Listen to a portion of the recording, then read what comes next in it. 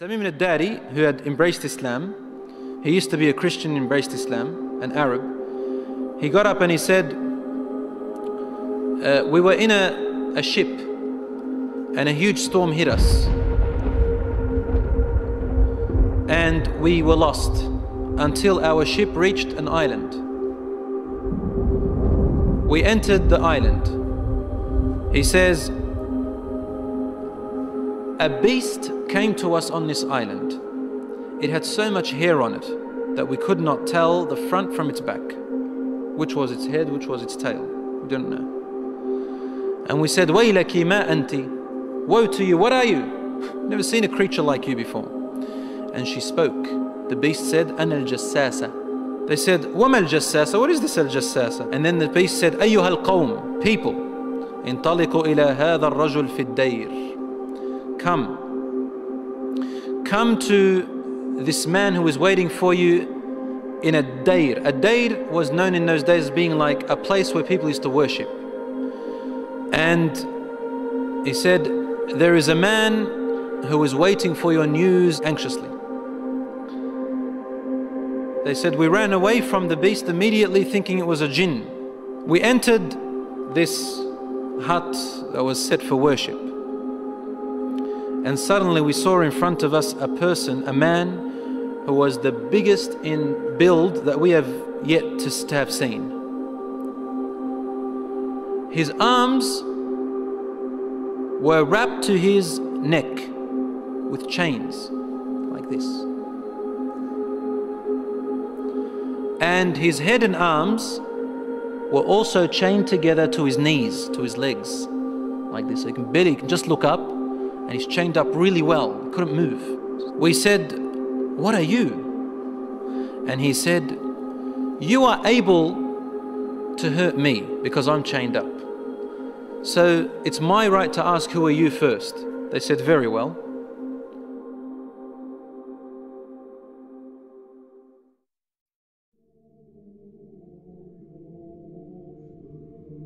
We are people from the Arabs. We set sail in our ship and a storm hit us until we became lost and landed on this island. We came to this island and we found this beast that came to us that had so much hair on it, and it led us to you. They said, we got afraid of this man and we didn't feel safe around him.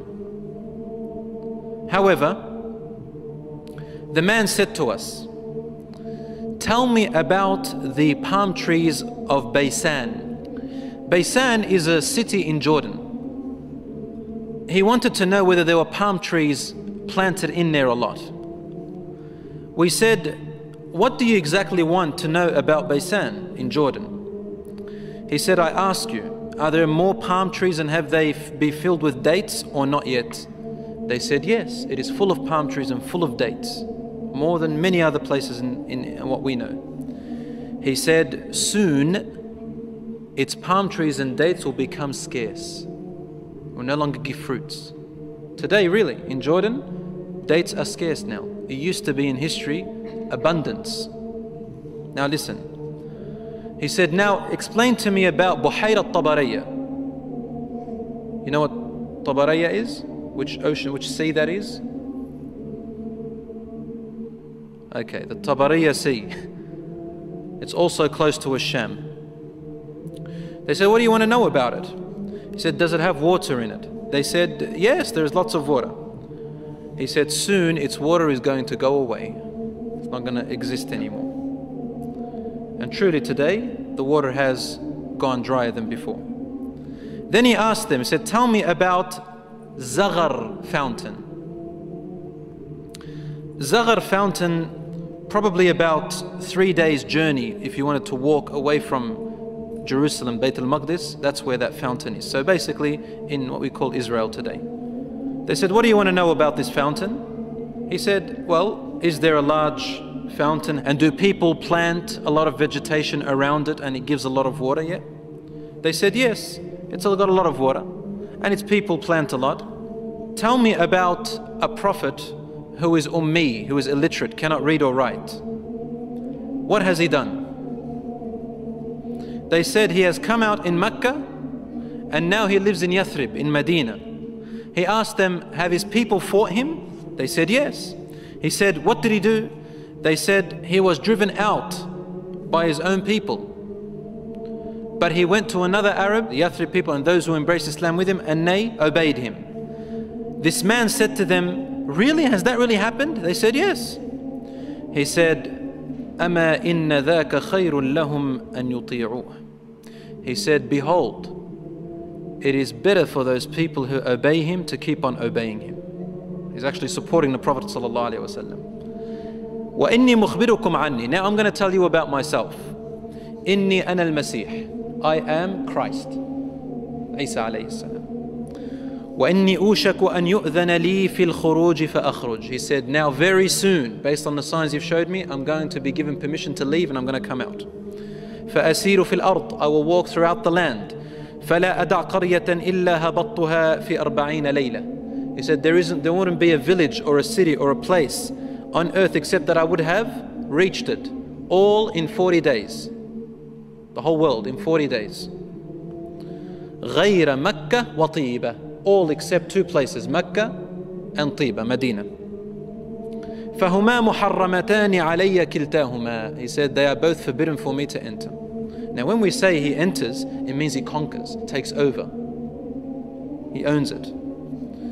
كُلَّمَا أَرَدْتُ أَنْ أَدْخُلَ وَاحِدٍ. He goes, every time I wanted to come into one of them, an angel will stand guard holding a sword, and he will prevent me from entering Mecca and Medina.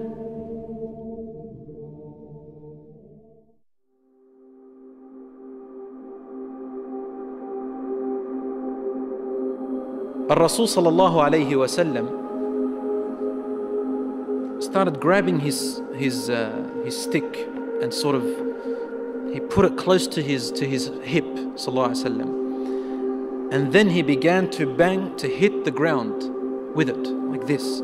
But he was sort of tense, sallallahu alayhi wasallam. Something very important. He was really tense about it, and he hit the floor and he said, "Ala hadhihi Tiba." Behold, everyone, this is Tiba. Meaning he's pointing, this is Medina. He's in Medina, he's saying, this is Tiba, which you are in right now. He said, didn't I tell you that this man will come out and not be able to enter this land? They said, yes, Ya Rasulullah, because he had told them a lot about it before.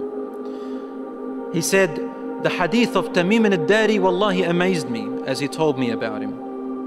Because it's the same as what I used to tell you about Mecca and Medina. Behold, Ad-Dajjal is somewhere near the oceans, on an island somewhere towards the east of Medina. Somewhere there, he said, in one of those oceans. Min qibal al-mashriq ma hu, towards the east somewhere. So even the Prophet ﷺ doesn't know exactly where he is, but in that direction. So it's close to the Middle East at the moment. So Allahu A'lam, Ad-Dajjal will first arise in Asham, in the Middle East area. Which gives a lot of, sense that the Jews will be the first to follow him because they are waiting for their Messiah to come. They don't believe that Isa alayhi salam was it, and they don't want to accept Muhammad sallallahu alayhi wasallam. So they'll be the first to follow Ad-Dajjal. They say he is the real Isa. As for the Christians, they believe in the coming of Isa alayhi salam. Because they've mixed up their scriptures, they will think that this is the man. And because he will say, I am Isa, they will ask for him alayhi salam. They will ask for miracles, and he will do these miracles. Some of them won't be convinced. See, afterwards he'll say that I am God. Ana ilahukum. And then they'll say, what proof do you have? He said, only God can raise the dead. He said, okay, what if I raise your parents from the dead? They said, yes, we'll believe your God.